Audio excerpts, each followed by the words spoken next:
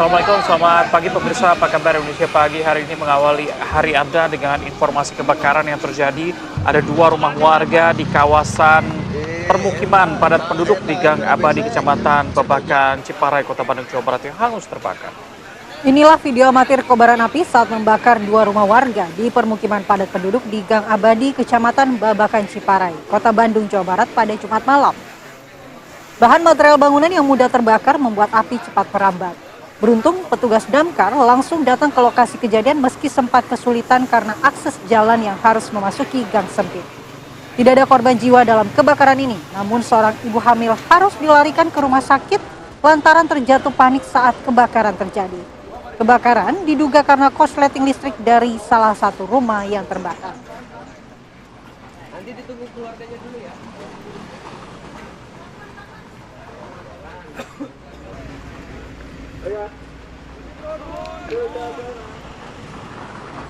Assalamualaikum warahmatullahi wabarakatuh. Pagi, selamat pagi pemirsa. Selamat pagi, gimana kabarnya? Baik, Reza gimana nih? Hari Minggu jadinya siaran ya? Hari Sabtu, Kamala. Mau buru-buru hari Minggu aja ternyata. Oh iya, baru hari Sabtu.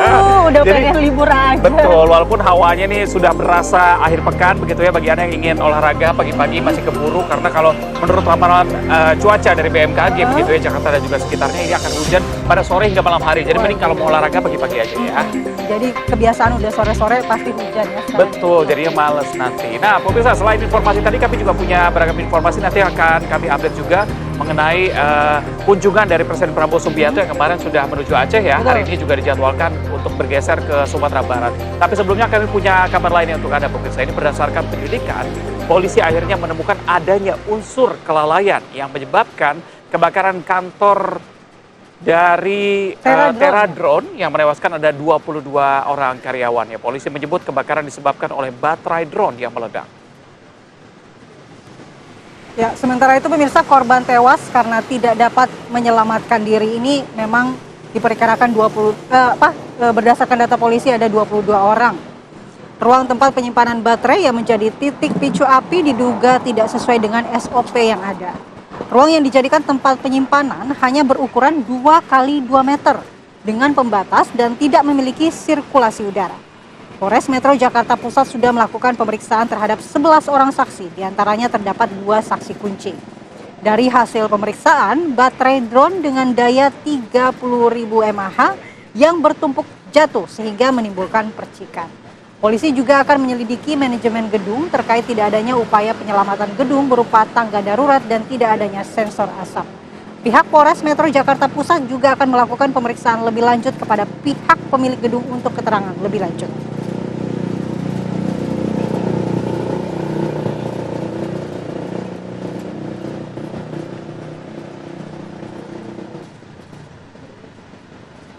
Sementara itu setelah melakukan serangkaian penyelidikan, Polres Metro Jakarta Utara mengungkap kasus kecelakaan mobil MBG menabrak kerumunan siswa di SD Negeri 01 Kalibaru Cilincing dikarenakan kelalaian supir. Jadi polisi mengungkapkan motif kecelakaan yang menabrak 21 siswa dan 1 guru di SD 01 Kalibaru Cilincing, Jakarta Utara.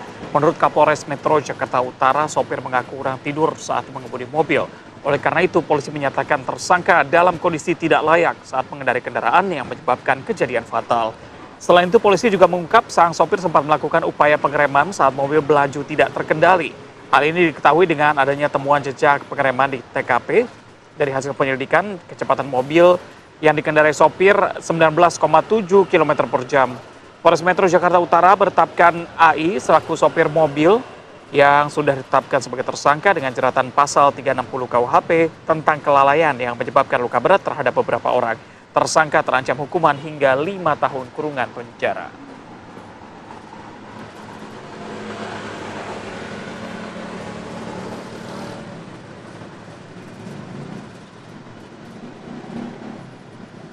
Pemirsa, cuaca ekstrim angin puting beliung sore kemarin ini menerjang sebagian wilayah di Jakarta, tepatnya di Jakarta Utara, hingga akhirnya menumbangkan pohon dan merusak sejumlah bangunan.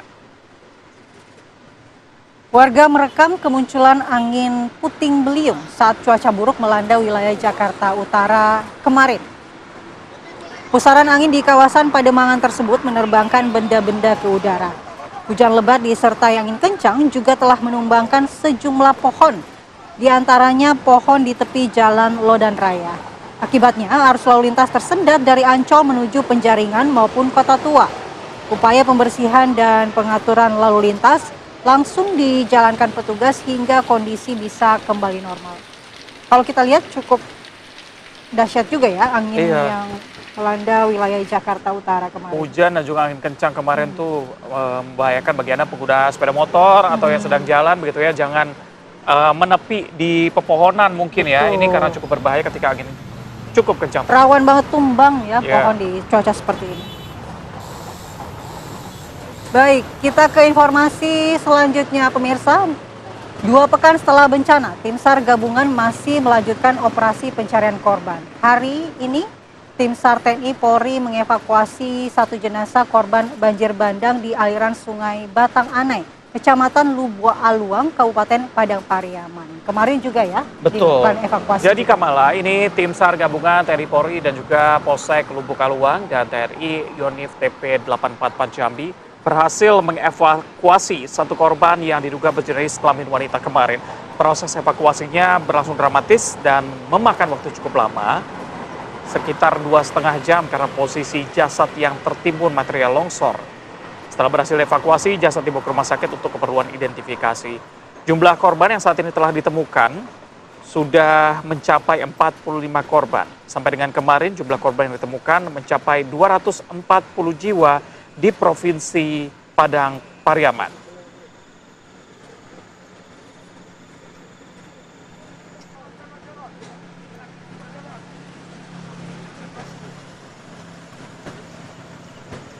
Sementara itu di Aceh pemirsa, ini warga Aceh Tamiang Aceh masih menempati tenda seadanya dan belum mendapatkan sambungan aliran listrik di sana. Iya, masih gelap-gelapan. Beginilah suasana di tenda-tenda pengungsian yang berada di Desa Kampung Dalam Aceh Tamiang Aceh. Para pengungsi tinggal berdesakan di tenda seadanya dan masih belum mendapatkan sambungan listrik. Suasana tampak begitu gelap ketika malam hari tiba. Para pengungsi mendirikan bangunan seadanya menggunakan triplek dan terpal di bagian atap.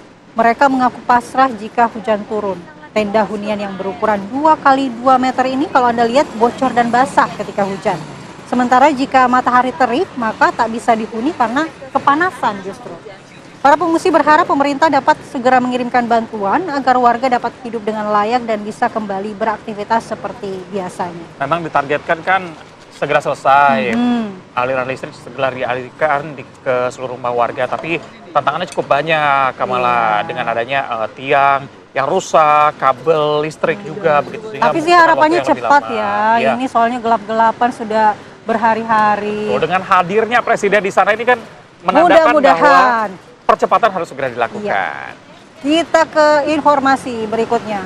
Tingginya intensitas hujan menyebabkan 6 jembatan putus di Probolinggo, Jawa Timur. Akibatnya pemirsa ada warga 3 desa di lereng Gunung Argopuro terisolir. Yang Anda saksikan merupakan detik-detik jembatan terputus di Desa Tiris, Kabupaten Probolinggo, Jawa Timur. Banjir karena tingginya intensitas hujan selama 2 jam. Aktivitas desa juga harus terhenti akibat terisolir. Dari hasil pendataan BPBD Probolinggo, ada 6 jembatan yang terputus, 2 jembatan desa, 2 jembatan bambu, dan jembatan miring. Namun sudah kembali teratasi atau normal kemarin. Beruntung dalam bencana banjir kali ini tidak sampai menelan korban jiwa. Petugas juga masih dalam asesmen untuk mengetahui jumlah kerugian material. Saat ini selaku Bupati Probolinggo sudah melakukan. Kami ajak Anda untuk rehat sejenak pemirsa. Usai jeda kami punya informasi mengenai Presiden Prabowo Subianto yang kemarin kembali meninjau sejumlah wilayah terdampak bencana banjir bandang di Aceh. Selengkapnya usai jeda. Masih bersama kami pemirsa, kemarin Presiden Prabowo Subianto kembali meninjau sejumlah wilayah terdampak bencana banjir bandang di Pulau Sumatera ya. Salah satunya adalah ke Karangbaru, Aceh Tamiang. Oke, jadi pemirsa ini dalam kunjungannya kemarin, ini menjadi kunjungan ketiga kalinya bagi Presiden Prabowo Subianto datang ke wilayah tersebut usai diterjang banjir dan tanah longsor pada 26 November lalu. Setibanya di Aceh, Presiden bersama Gubernur Aceh dan juga Bupati Aceh Tamiang melakukan peninjauan atas kondisi jembatan Kuala Simpang Tamiang yang rusak terdampak banjir bandang. Presiden juga melihat langsung penanganan korban terdampak banjir di posko pengungsian. Saat bertemu dengan para pengungsi, Presiden menegaskan bahwa pemerintah akan memberikan bantuan untuk menangani bencana dan memastikan seluruh penanganan proses pemulihan di lapangan berjalan dengan cepat, tepat, dan juga terpadu. Ingat, sebelumnya kan Presiden juga bilang jangan ada satupun yang mengambil keuntungan dari kejadian ini, baik itu dalam proses percepatan perbaikan dan juga hal-hal lainnya. Penyaluran bantuan. Iya, termasuk jangan ngambil keuntungan politik juga. Yes. Ya, untuk ketiga kalinya pemirsa pasca banjir dan juga tanah longsor di Sumatera, Presiden Prabowo Subianto kemarin mendatangi wilayah sejumlah terdampak bencana. Usai mengunjungi Aceh Tamiang, Presiden bertolak langsung ke Takengon, Aceh. Ya, saat tiba di Takengon, Aceh, Presiden Prabowo Subianto yang didampingi Gubernur Aceh Muzakir Manaf langsung mendatangi posko pengungsian Kebayakan yang berada di kawasan Masjid Al-Abrar. Presiden sempat menyicipi makanan yang ada di posko pengungsi, Reza. Lalu berbincang dengan sejumlah pengungsi. Jadi nyobain ya makanan yang dimakan pengungsi seperti apa oleh Presiden loh ini. Memanfaatkan momen bertemu dengan Presiden Prabowo, warga Takengon yang terdampak banjir bandang dan tanah longsor langsung mengadu tentang kondisi dan nasib mereka pasca bencana. Kepada pengungsi, Presiden berjanji akan memperbaiki fasilitas umum yang rusak dan juga akan membangun kembali rumah warga yang rusak akibat bencana alam. Usai menemui korban banjir di posko Kebayakan, Aceh Tengah, Presiden Prabowo langsung terbang menggunakan helikopter menuju Kabupaten Bener Meriah, Aceh. Ini benar-benar Presiden mengunjungi beberapa titik ya dalam satu hari untuk melihat kondisi pengungsi. Mudah-mudahan dengan melihat langsung kondisi pengungsi, Presiden Prabowo Subianto ini seperti kata Reza tadi bisa mempercepat penanganan di sana. Saya lihat keadaan, insya Allah bersama-sama kita akan memperbaiki keadaan ini. Pemerintah akan turun, akan membantu semuanya ya.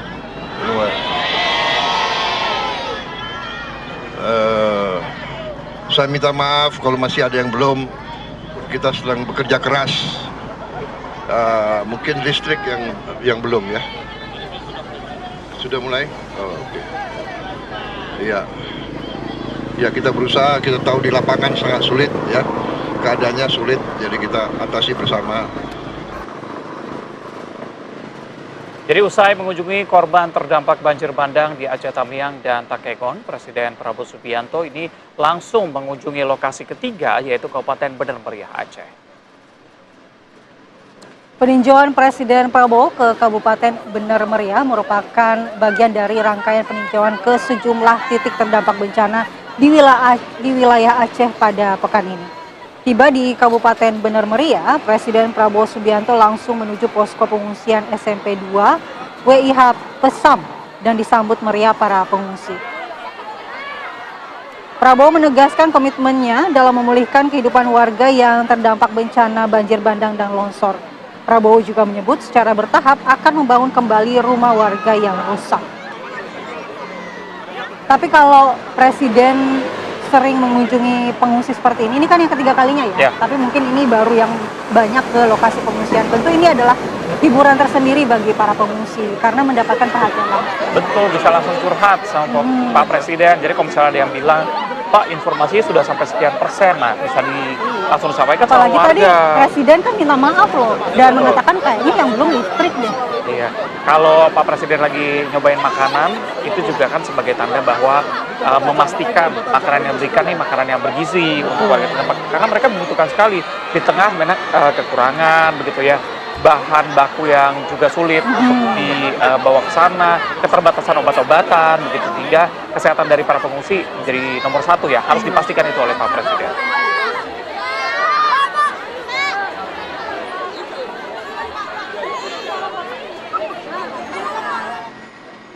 Dan pemirsa, untuk melakukan pengawasan dan dana desa ya, Menteri Desa Pembangunan Daerah Tertinggal dan Transmigrasi Yanri Susanto meminta agar pengawasan dana desa hingga tingkat RT ini dilakukan. Ya, jadi hal ini ditegaskannya usai mengikuti acara Munaslup Asosiasi Badan Pemusyawaratan Desa Nasional. Nantinya Badan Pemusyawaratan Desa punya peran vital karena terlibat langsung dalam setiap musyawarah desa, termasuk pembentukan koperasi desa. Kementerian Desa bersama dengan Kementerian Keuangan dan Kementerian Dalam Negeri akan mengatur penggunaan dana desa. Ada 4 tahap, yaitu dalam keadaan darurat seperti bencana alam, dana desa tetap boleh digunakan untuk revitalisasi dan penanganan, seperti halnya pada waktu dulu saat pandemi COVID-19.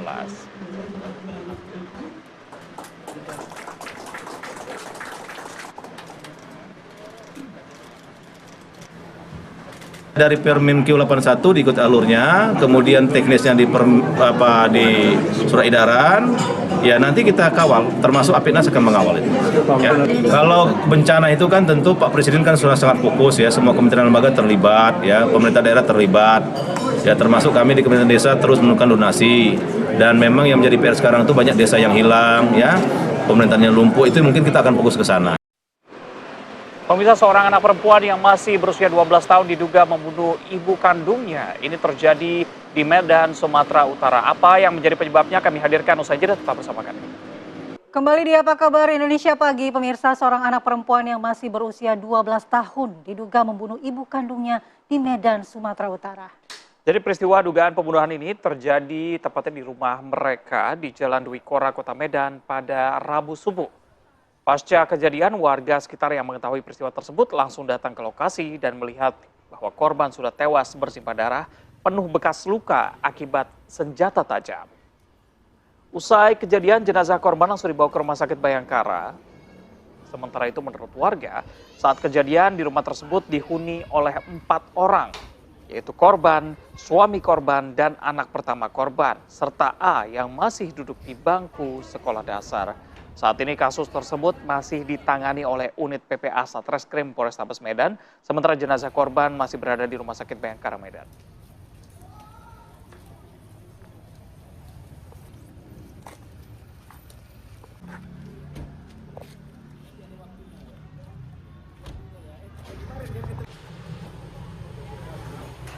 Dan untuk lebih mendalami kasus ini sudah bergabung bersama kami, ini ada Kepala Lingkungan 2 Tanjung Rejo, ada Bapak Husni. Pak Husni, selamat pagi.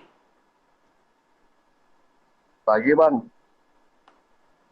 Baik, Pak Husni, Anda mengenal secara dekat begitu ya antara Anda dan juga hubungannya dengan korban beserta dengan keluarga. Mungkin Anda bisa gambarkan bagaimana kondisi keluarga pada saat itu. Apakah memang keluarga ini terkenal dengan yang suka bergaul dengan warga sekitar atau justru mereka yang tertutup?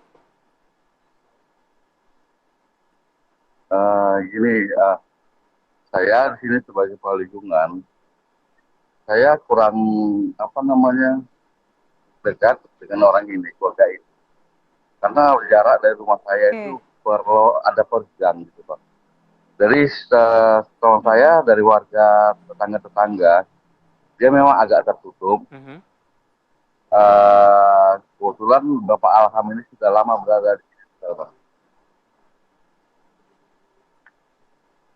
Baik, Pak Husni, boleh diceritakan pada saat kejadian atau pada saat terjadinya peristiwa itu, Pak Husni ini mendengar dari mana peristiwa ini dan apakah Pak Husni sempat melihat langsung korban yang masih berada di dalam kamarnya?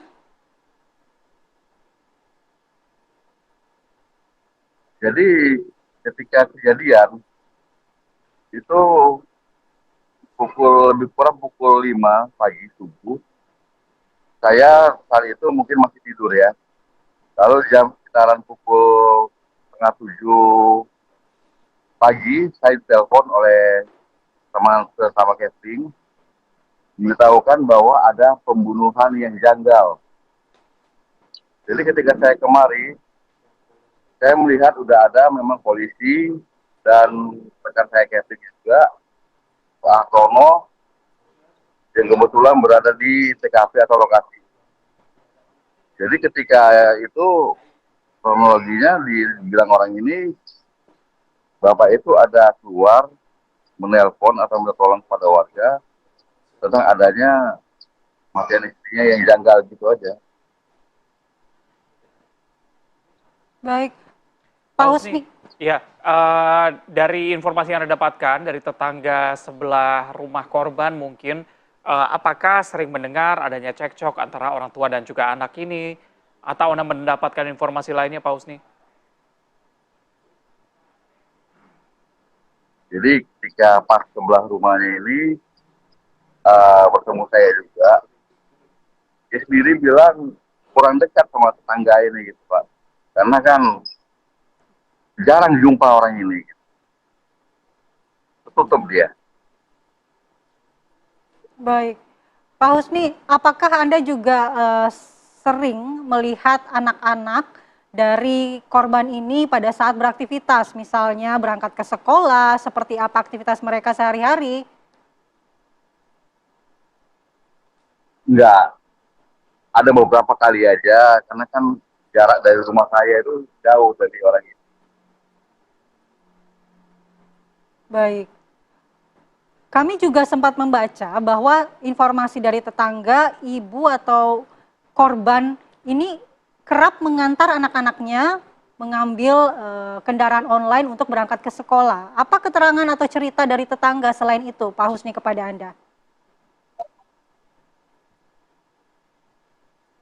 Itu tadi, Bu ya, tetangga juga kan jarang lihat orang ini, entah pun karena tetangga ini juga kan mungkin udah tua ya. Jadi orang ini kan berangkat pagi, terus berangkat sekolah, karena kan sekolah orang ini di Sapiatul. Itu kan yang pagi-pagi harus berangkat, karena kemacetan. Jadi mungkin jarang jumpa sama orang ini gitu. Oke, Pak Husni, mungkin Anda bisa ceritakan juga interaksi apa yang pernah Anda lakukan dengan keluarga tersebut, Pak? Atau karena rumahnya jauh juga tidak pernah ada interaksi dengan Anda, Pak? Apakah tidak pernah mengurus dokumen begitu di lingkungan itu, Pak? Ada beberapa kali juga, paling ke telepon ataupun saya bertemu langsung memberikan PBB. Dan tahun semalam atau tahun kapan itu istri juga pernah kemari tentang sensus dengan ibu almarhum Pak Izain dari Soraya. Berarti bisa dibilang juga bahwa keluarga ini tidak aktif ya dalam kegiatan warga di sana, 17-an misalnya, atau siskambling kalau ada begitu, Pak? Aktif juga, tapi beberapa kali aja tentang GSM lah. Baik, Pak Husni, pada saat kejadian di TKP, kemudian apa keterangan atau informasi yang Bapak dapatkan, mungkin dari pihak kepolisian yang pada saat itu ada di situ, atau mungkin dari suami korban yang pada saat itu informasinya menghubungi rumah sakit dan juga kepolisian?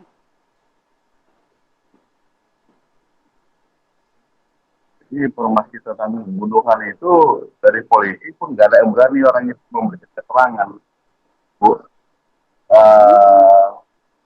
Semua ditangani masing-masing saya lihat itu. Inavis datang, polisinya ada, dan ketika pembawa jenazah lah baru memakai ambulan dari STM kita Jalan Setia. Oke, baik. Terima kasih Pak Husni, Kepala Lingkungan 2 Tanjung Rejo. Semoga informasi selengkapnya juga bisa kami dapatkan, baik itu dari pihak kepolisian, update terkininya, maupun juga dari tetangga sekitar. Terima kasih Pak Husni atas waktunya. Selamat pagi. Selamat pagi, Pak Husni. Pagi.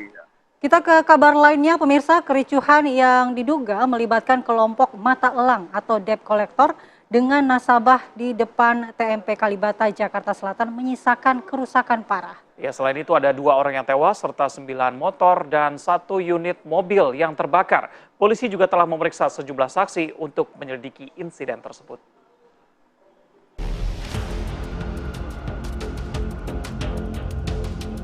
Polisi terus melakukan penyelidikan kasus pembakaran puluhan warung tenda serta pengeroyokan yang menewaskan 2 mata elang di Kalibata, Pancoran, Jakarta Selatan. Pada 2 peristiwa ini, polisi telah memeriksa sebanyak 6 orang saksi. Ya, kami dari pihak Polres Metro Jakarta Selatan, Polsek Pancoran, ya, Saat ini kita sedang melakukan penyelidikan memeriksa beberapa saksi yang ada di TKP untuk membuka lebih terang ini siapa sebetulnya pelakunya sebenarnya. Semuanya kita tunggu lagi proses penyelidikan. Mohon doanya. Mereka saksi aja. Pasca keributan yang terjadi di Jalan Kalibata, Pancoran, para pedagang dibantu oleh PPSU membersihkan barang-barang yang hangus dibakar massa. Seorang pedagang berharap agar ada penggantian ganti rugi dan keadilan karena dagangannya sudah hangus terbakar.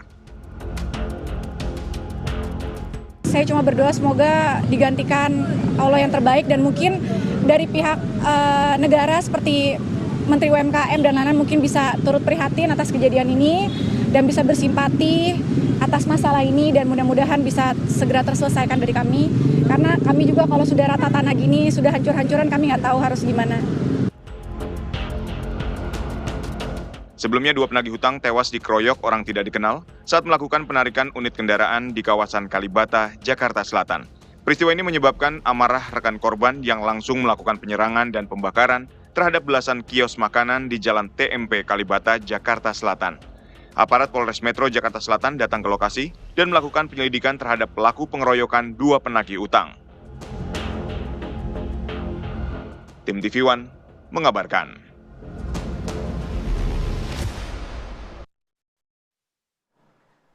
Pemirsa, kasus dugaan pengeroyokan dan perusakan di depan Taman Makam Pahlawan atau TMP Kalibata ini berakhir dengan duka. Ada 2 orang korban yang meninggal dunia. Polri telah menetapkan 6 orang sebagai tersangka, di mana keseluruhannya ini adalah anggota kepolisian dari Satuan Pelayanan Markas Mabes Polri. Berdasarkan hasil penyelidikan di lapangan, penyidik melakukan analisis terhadap keterangan para saksi dan barang bukti, maka penyidik telah menetapkan 6 orang tersangka yang diduga terlibat dalam rangkaian tindak pidana tersebut. Didapati informasi terkait identitas para tersangka yaitu 1. JLA, 2. RGW, 3. IAB, 4. IAM, 5. BN, 6. AM. Perlu diketahui rekan-rekan dan kami informasikan, adapun ke-6 tersangka tersebut merupakan anggota dari Satuan Pelayanan Markas di Mabes Polri. Pasal yang dipersangkakan berdasarkan alat bukti permulaan yang telah dikumpulkan oleh penyidik. Para tersangka dikenakan pasal 170 ayat 3 KUHP, pengeroyokan yang mengakibatkan korban meninggal dunia.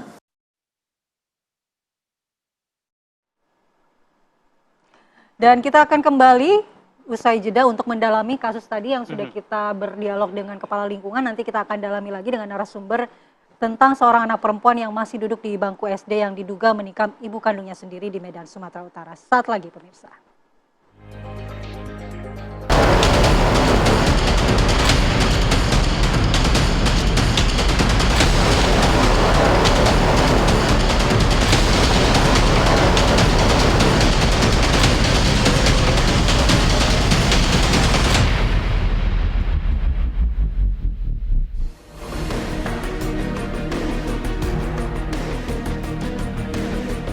Seorang anak perempuan yang masih duduk di bangku SD diduga menikam ibu kandungnya sendiri hingga tewas di rumahnya yang terletak di Medan Sunggal, Kota Medan pada Rabu 10 Desember 2025.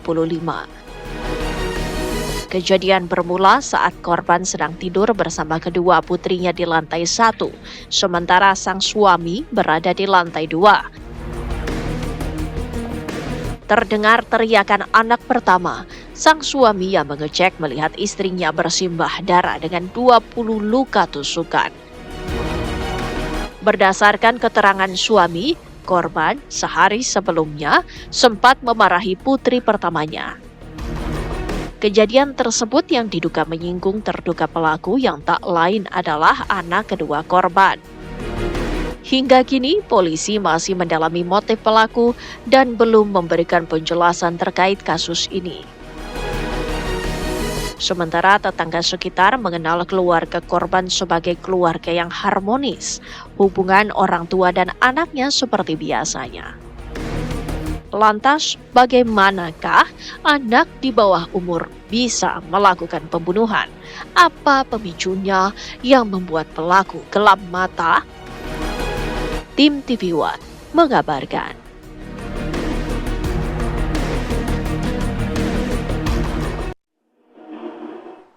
Kasus ini memang bikin geger ya, nggak cuma geger di lingkungan sekitar, sosial media semua membahas kasus ini karena betul-betul janggal anak yang biasanya menghormati orang tua. Kalaupun memang ada permasalahan biasanya ya mungkin ngambek-ngambek didiem-diemin gitu ya, diem-dieman sebentar. Tapi ini justru diduga mengakibatkan orang tuanya meninggal dunia. Bahkan kita juga terus mencari keterangan dari pihak kepolisian begitu ya, yang sayangnya masih belum bisa memberikan keterangan kepada kami. Iya, kita tidak mau menjudge, berasumsi berlebihan terlebih dahulu karena ini terduga pelaku juga adalah anak di bawah umur, tapi belum ada rilis resmi dari kepolisian. Kita akan membahasnya dengan narasumber yang sudah hadir di studio. Ada Mbak Orisa Sativa, psikolog. Selamat pagi Mbak Orisa. Selamat pagi Mbak, Mas. Kemudian ada Prof. Heru Susetio, pakar viktimologi Universitas Indonesia. Selamat pagi, Prof. Selamat pagi, Mbak. Selamat pagi, Mas. Saya mau langsung ke Prof. Heru. Prof, dari kacamata viktimologi, bagaimana Anda melihat kasus kekerasan dalam lingkungan keluarga yang dilakukan oleh seorang anak, apalagi masih di bawah umur, Prof? Iya, makasih. Kita sama-sama sedih dan prihatin ya. Dan juga ini mungkin bisa dibilang bencana nasional juga ya. Karena pembunuhan dalam keluarga ini sebenarnya tidak banyak terjadi. Walaupun belakangan di Indonesia sudah mulai sering terjadi.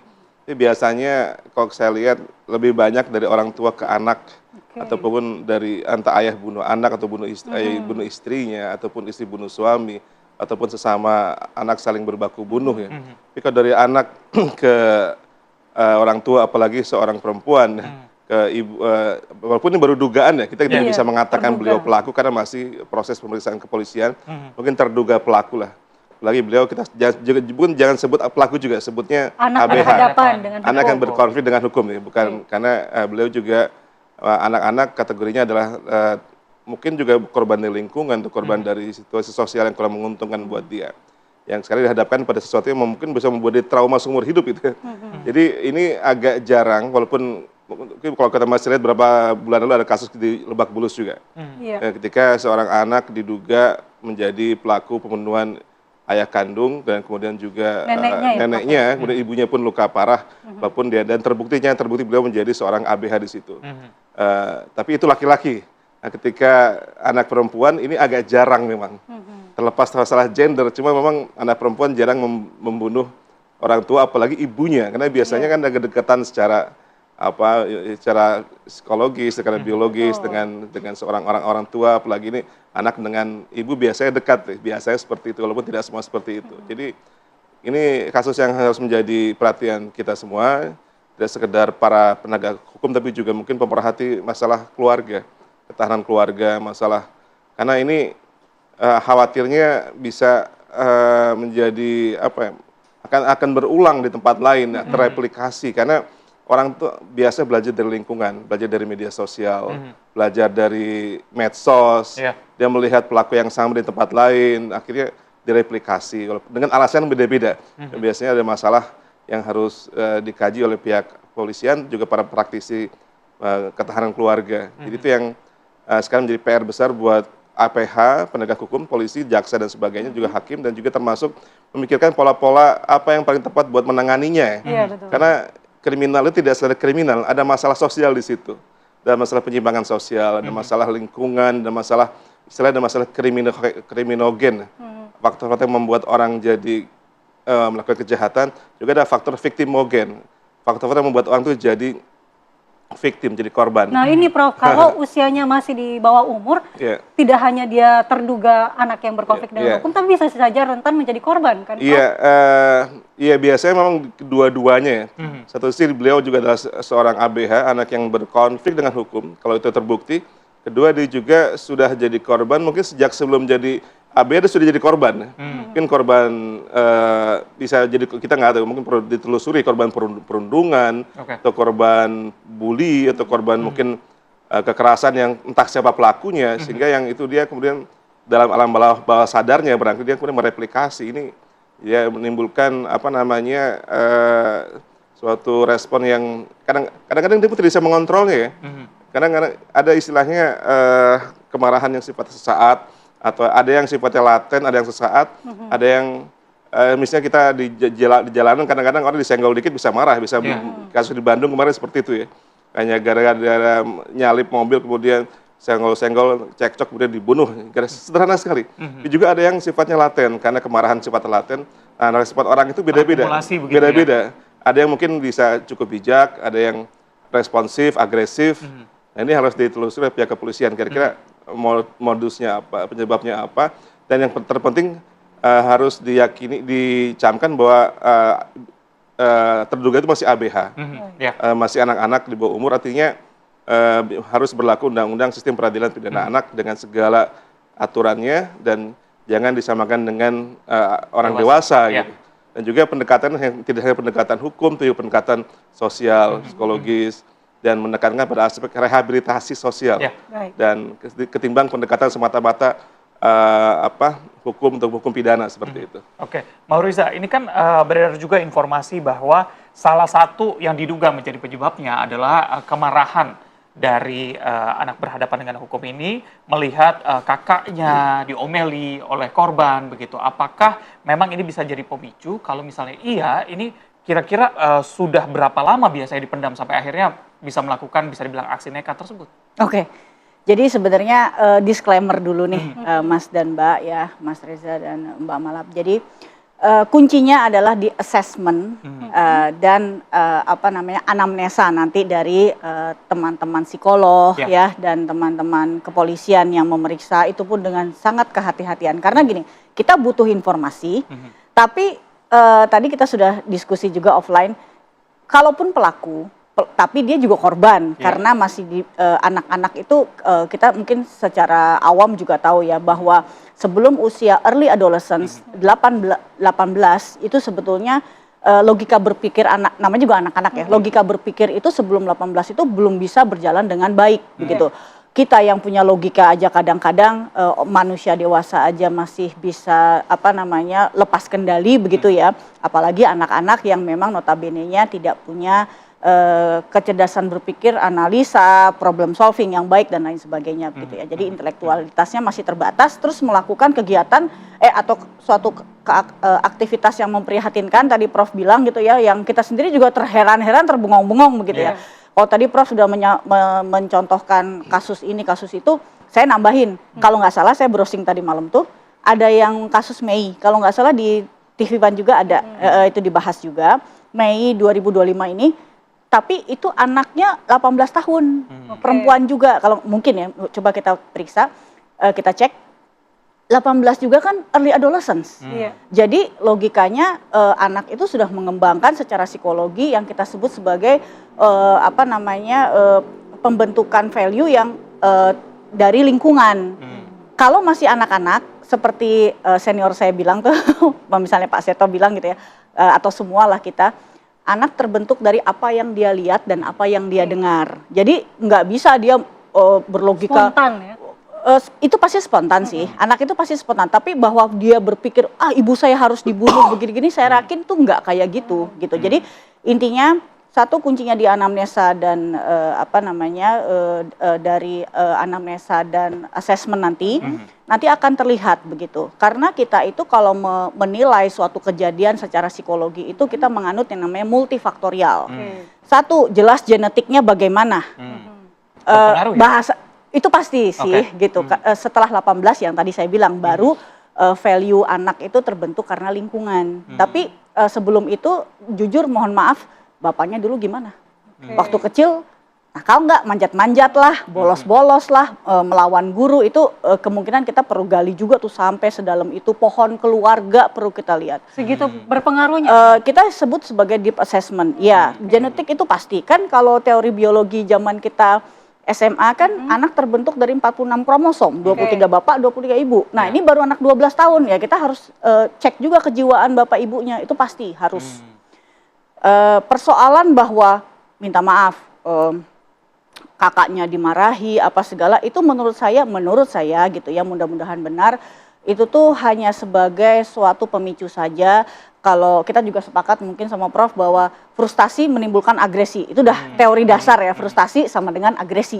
Cuma, akibat gitu ya. nah artinya kalau, anak ini berarti agresi karena adanya frustasi. Frustasi apa? Nah frustasi itu kan nggak mungkin sehari 2 hari, berhari-hari. Kalau mungkin ada adegan cerita sebelumnya dan mungkin bertahun-tahun sebelumnya keluarga ini sebenarnya nggak harmonis, ibunya sering curhat ke anak-anaknya, yang sebetulnya anak-anak itu juga ini sekalian ya.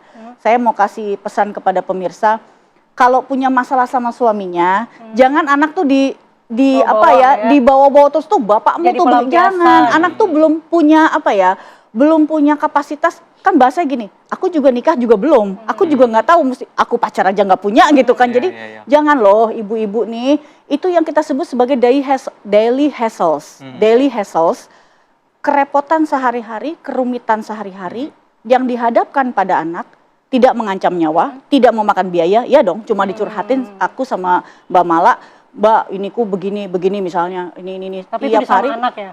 Dan anak tidak tahu jalan penyelesaiannya, tidak tahu harus apa, tapi ditumpuk terus, bisa jadi itu menimbulkan agresi. Kalau memang ternyata basicnya sesederhana, bapak ibunya tuh nggak harmonis, pisah rumah, pisah ranjang, tapi dicurhatin terus, anak bisa menjadi agresi, dia mungkin nggak bisa lawan bapaknya. Akhirnya dilampiaskan ke ibunya, bagaimana? Tapi mohon maaf Mbak Orisa, kalau frustasi akibat atau agresi akibat frustasi yang berkepanjangan itu, apakah memang masuk akal dia melakukan 20 tusukan seperti itu? Multifaktorial. Dia main game enggak? Ya itu kan iya dong gitu ya. Kalau Gen X ini ditanya, mohon maaf Prof, masih muda mainnya perang-perangan gitu ya. Dan kita betul-betul grouping, kita kekompakan. Wah beda. Jadi anak itu juga terbentuk karena permainannya loh. Permainan itu membentuk karakter nih, sekalian ya, mumpung diajak ke sini. Ibu-ibu hati-hati.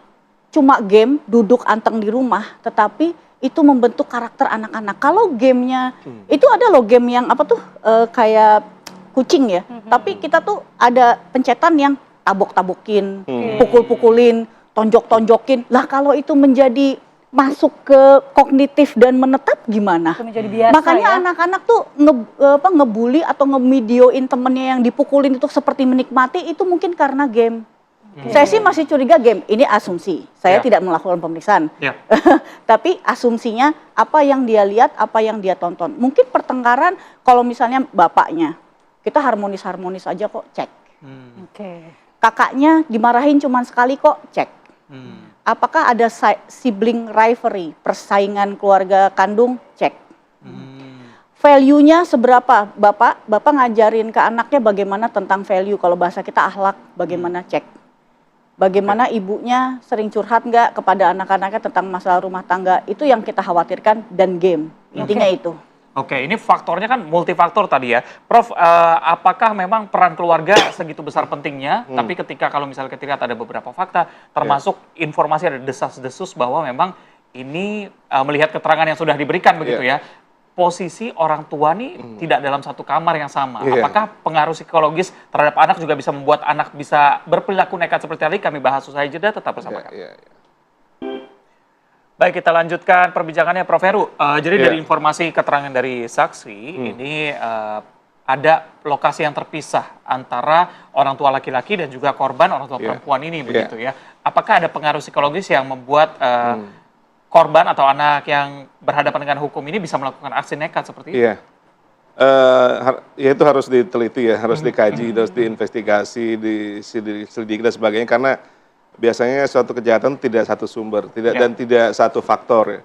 Ini harus menjadi kewajiban atau tugas dari kepolisian dan juga melibatkan psikologi forensik dan sebagainya, kriminalistik, kriminolog, psikolog, kemudian viktimologi juga, supaya bisa mendapatkan pembuktian dan kesimpulan yang sifatnya akurat dan evidence based ya.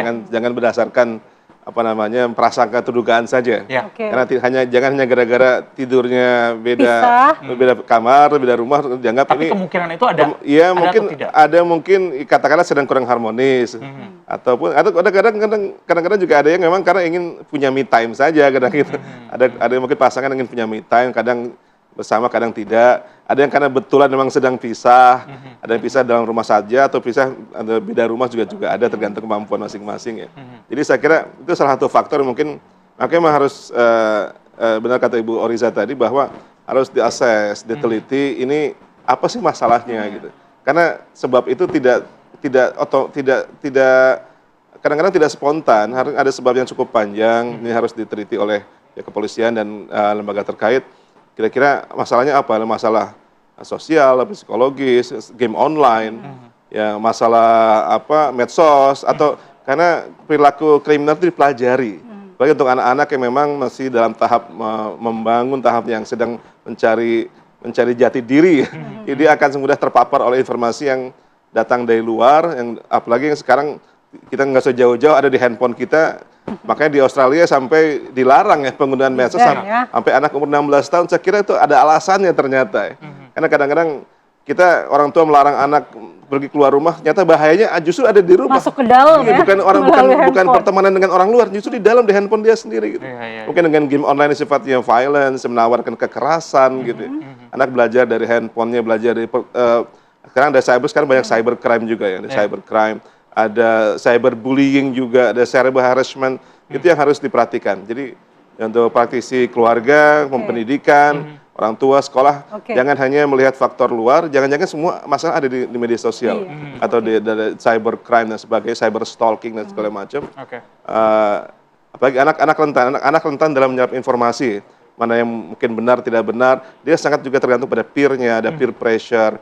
Ada toxic femininity, ada toxic masculinity segala macam, itu harus dipelajari dengan serius. Baru bisa memfilter dengan baik ya. Tapi Prof, saya penasaran pada saat penanganan hukum dari anak yang berhadapan dengan atau berkonflik dengan hukum ini, seperti apa proses rehabilitasi yang tepat, Prof, yang dilakukan oleh kepolisian? Dan berapa lama waktu anak ini kira-kira bisa mengungkapkan secara jujur alasannya begitu? Nah ini yang susah ya, karena level anak itu beda-beda ya, kesiapannya, kedewasaannya, level trauma juga beda-beda.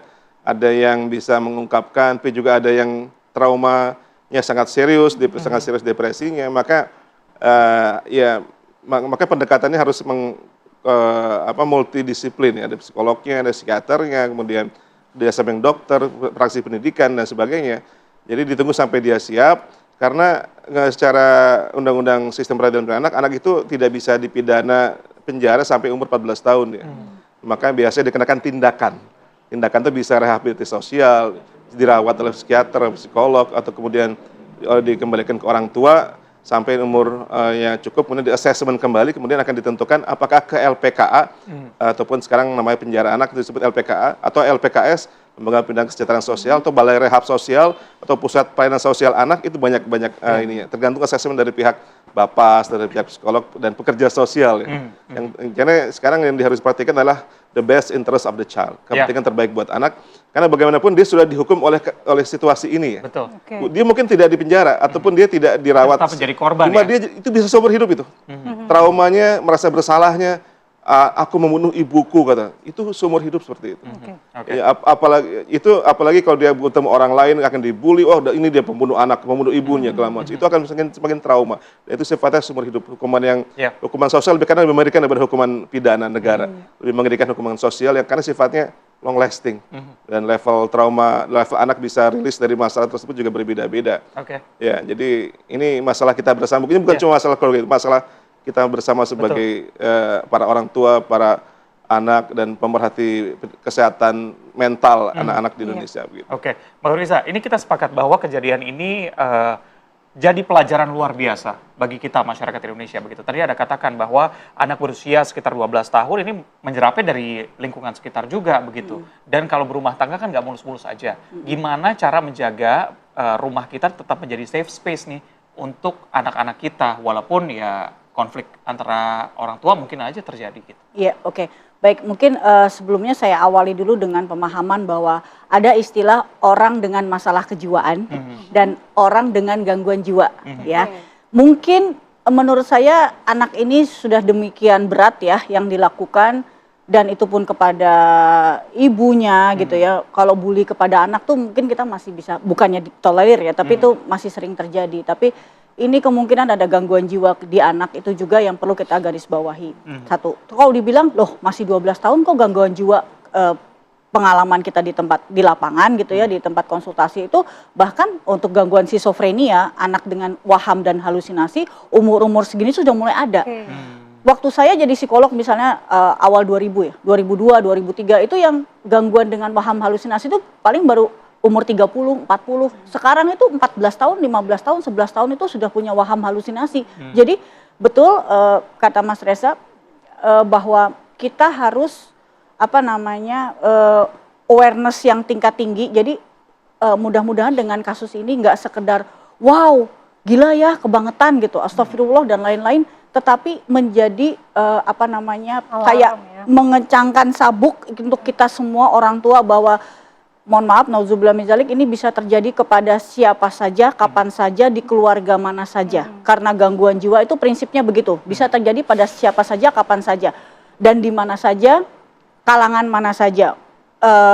Mau kita punya uang, kita nggak punya uang gitu ya, kita status sosial ini itu gitu. Jadi ini awareness anak kita harus diperkuat lagi, value atau nilai hidupnya. Kalau bahasa kita akhlaknya itu. Jadi itulah kalau kita sebetulnya sudah membekali dengan nilai hidup yang cukup, pemandangan yang baik, itu sudah safe space untuk safe place untuk anak-anak kayak gitu. Jadi tapi Mbak Orisa, kalau tanda-tanda atau gejala-gejala, ini kan sekarang ada istilah red flag, green flag gitu. Tanda-tanda red flag pada seorang anak ataupun anggota keluarga itu kita bisa nggak sih mengenalinya secara dini? Anak harus dilihat dari 3 situasi. Tadi di rumah kan, ya kadang tuh kita mohon maaf juga untuk penyelidik ya, orang tuanya dioplak-oplak semua tapi coba yuk guru-gurunya ditanya, sahabat-sahabatnya dia ditanya di sekolah itu dia gimana, apa mungkin dalam seminggu 2 minggu belakangan udah mulai murung, mudah gelisah, mudah tersinggung, nggak konsentrasi belajar, bahkan mungkin sering nggak masuk sekolah, berarti kan sebetulnya sudah ada gejala, gitu ya. Kalau kita sebut fase prodormal, mau sakit gitu ya. Nah itu yang kita perlu, guru-gurunya coba dicek, wali kelasnya gitu, mestinya dia pihak-pihak kayak gitu tuh harus punya informasi yang akurat tuh untuk menegakkan diagnosanya ini gitu loh. Nah terus kemudian bagaimana dia bermain, dengan siapa dia bermain, apa permainannya, apa yang diucapkan pada saat bermain gitu ya, apakah makian, ya itu juga menjadi pertimbangan-pertimbangan yang nanti bisa untuk mempertegas anamnesa dan diagnosa kita. Oke, Mbak, ini kan tekanan psikologis pada anak misalnya pada usia sekitar 12-13 tahun mungkin akan melakukan aksi yang bisa dibilang agresif begitu. Batas normal maksimalnya itu seperti apa, Mbak?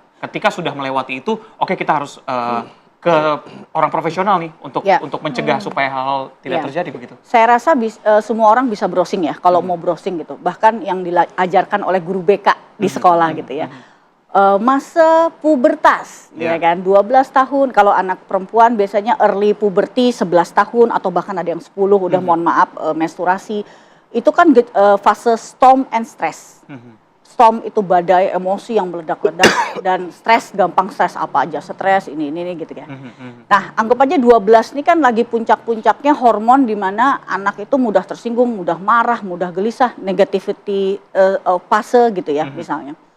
Ya, tetapi paling biasanya reaksi-reaksi yang ada di buku-buku juga, pengalaman teman-teman psikolog-psikolog lain juga, saya yakin sama, ngelawan orang tua, ya kan, banting pintu dikasih tahu, ngebentak-bentak mamanya, ngebentak-bentak papahnya, terus peer konflik tadi Prof bilang, paling-paling levelnya di situ-situ sih, ya kan, ngebully temennya oke.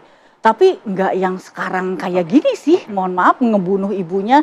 Ini kita juga lagi baca-baca jurnal juga kayaknya nggak pas juga, jadi kita juga ini shock semua sih, dan ini harus disikapi sangat serius. Bahkan kita juga prihatin dengan bencana saudara-saudara kita di di Sumatera, tapi ini juga bencana loh. Tadi Prof juga di Prof awal tadi bilang, bencana wah juga ini kita kencangkan ikat pinggang, hati-hati sudah dengan gadget, udah hati-hati dan awasi pertemanannya. Kalau pulang ditanya hari ini melakukan apa, pengalaman terbaik apa, terburuk apa, harus sudah dicek. Karena anak-anak itu biasanya nggak gampang bicara ya, apalagi kalau pendiam.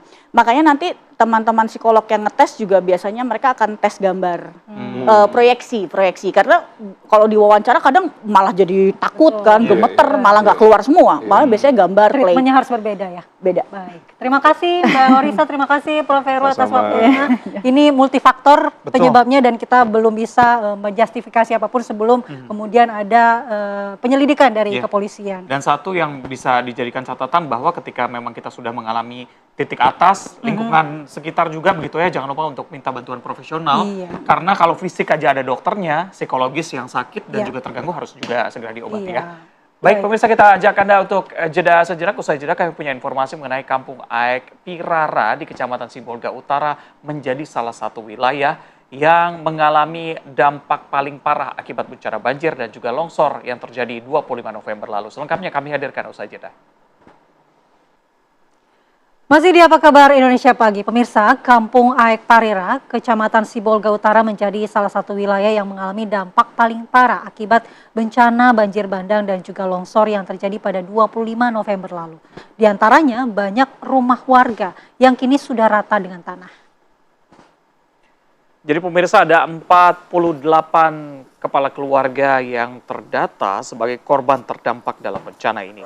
Satu orang warga dilaporkan meninggal dunia setelah tertimbun material longsor yang turun dari perbukitan. Hingga saat ini sejumlah warga masih tetap dan juga menetap di posko pengungsian. Sebagian lainnya memilih untuk mengungsi di rumah kerabat dan saudara karena rumah mereka sudah tidak layak huni.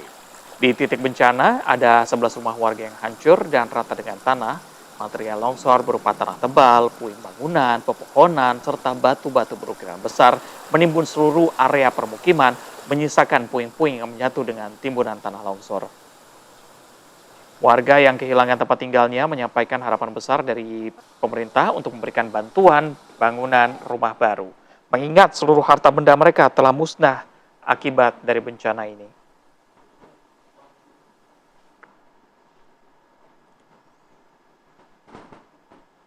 Sementara itu, PDAM Tirta Nauli Sibolga terus mempercepat perbaikan saluran air yang rusak akibat bencana longsor dan banjir bandang. Perbaikan saluran air bersih PDAM Tirta Nauli dilakukan mulai dari jalur di Kampung Aek Parira. Pengerjaan ini sudah berlangsung sejak hari ketiga pasca bencana hingga kemarin dan ditargetkan dapat mengembalikan suplai air bersih ke 3 wilayah pelayanan di Sibolga Utara. Di setiap titik perbaikan, PDAM menurunkan sekitar 5 hingga 7 personil untuk menormalkan kembali aliran pipa yang rusak. Pekerjaan dilakukan dari pagi hingga malam hari untuk mempercepat pemulihan layanan, terutama bagi warga yang sejak bencana belum mendapatkan pasokan air bersih. Meski demikian, pemirsa, akses air bersih masih belum dapat dinikmati warga Kelurahan Huta Barangan, Kecamatan Sibolga Utara karena proses perbaikan dilakukan bertahap dan terkendala kondisi cuaca.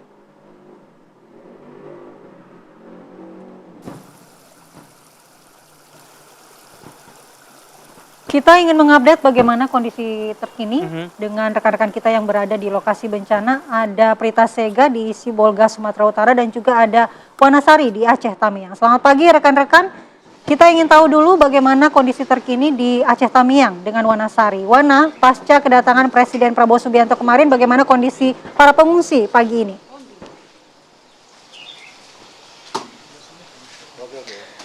Ya, Andi Kumala dan pemirsa, pasca kunjungan Presiden Prabowo ke Kabupaten Aceh Tamiang dan ini merupakan kunjungan pertama di kabupaten ini selama masa tanggap darurat bencana yang melanda sejumlah daerah di Provinsi Aceh. Dan tentunya dengan kunjungan Presiden dan sejumlah menteri, ini menimbulkan harapan baru bagi warga khususnya korban bencana agar segala penanganan terkait pasca bencana ini segera dilakukan secara cepat, begitu baik pemulihan pengalihan penerangan maupun air bersih, serta warga berharap dengan kondisi mereka yang sudah kehilangan harta benda termasuk rumah, mereka tentunya berharap pemerintah membangunkan mereka hunian sementara sebelum akhirnya nanti memiliki hunian tetap begitu.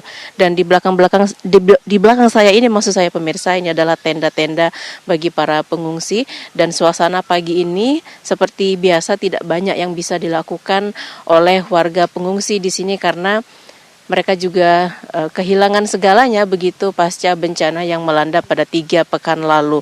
Dan saya akan berbincang dengan salah satu warga pengungsi di sini dengan Ibu Murni. Ibu Murni, selamat pagi. Selamat pagi, Bu. Bu Murni, gimana kondisinya hari ini pagi ini, sehat? Alhamdulillah agak sehat. Cuman tadi malam tidur kami ngerasai sesak dada karena abu banyak ya, Bu ya, siang. Bu, kemarin kan Presiden sudah berkunjung ke sini ya, Bu ya. Kira-kira harapan Ibu apa sebagai korban bencana? Ya, kami mohon bantuannya, udah gitu pun kalau bisa rumah kami ya dibangun lagi. Karena kami memang nggak punya rumah lagi, Bu. Mohon bantuannya, kami minta rumah aja. Satu. Untuk seluruh perumahan banjir itu lamanya. Baik, terima kasih Bu Murni atas waktunya. Ini adalah harapan seluruh pengungsi yang ada di Kabupaten Aceh Tamiang ini, bahwa hampir 10.000 kepala keluarga yang kehilangan tempat tinggalnya dan harus dibangun ulang. Mudah-mudahan ini menjadi atensi oleh pemerintah. Saya kembalikan ke Andi Kumala di studio. Baik, terima kasih Wanasari. Kita bergeser ke Prita Zega di Sibolga. Zega, bagaimana kondisi terkini di sana? Apakah memang banjir masih cukup tinggi dan bagaimana warga untuk mencari air bersih? Karena kabarnya cukup sulit di sana.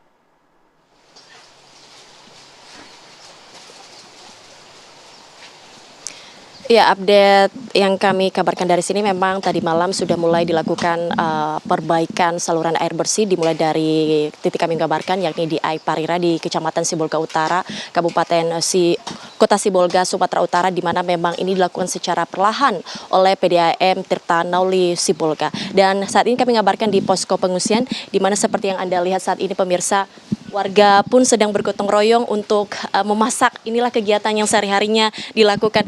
Kita coba wawancara tanya-tanya. Bapak, lagi ngapain nih, Pak? Lagi bakar ayam, Bu, untuk makanan para pengungsi yang ada di Desa Aik Parira, Kelurahan Angin Nauli, Kecamatan Sibolga Utara. Ini menu hari ini apa ya? Menu hari ini potong ayam untuk makanan masyarakat yang kena banjir bandang, Bu. Terima kasih banyak ya Bapak ya, silakan dilanjutkan masakannya ya Pak ya. Nah pemirsa, itu dia tadi salah satu wawancara kami. Tadi mereka lagi masak-masak. Ini menunya hari ini adalah ayam, dimana memang kalau kami pantau di sini ini bapak-bapak nih yang juga masak-masak, meskipun juga ada ibu-ibu yang masak-masak, namun ini mayoritas bapak-bapak karena kalau ibu-ibu nih pemirsa, ini seperti yang Anda lihat saat ini ada juga ibu-ibu yang sedang mengupas kentang. Beginilah situasi saat ini di posko pengungsian, meskipun memang dalam keadaan duka, namun mereka tetap bergotong royong untuk memenuhi kebutuhan mereka bersama-sama. Demikian kembali ke Anda di Prita Zega. Ya, laporan langsung dari Sibolga Utara, Sumatera Utara, dan juga sebelumnya ada Wanasari dari Aceh Tamiang. Selamat bertugas kembali rekan-rekan, jangan lupa jaga kesehatan di sana. Ya, pemirsa, kita sudah 90 menit menemani Anda dengan beragam informasi. Izinkan kami untuk pamit, saya Reza Balua. Saya Andi Kumala, terima kasih perhatian Anda. Sampai jumpa.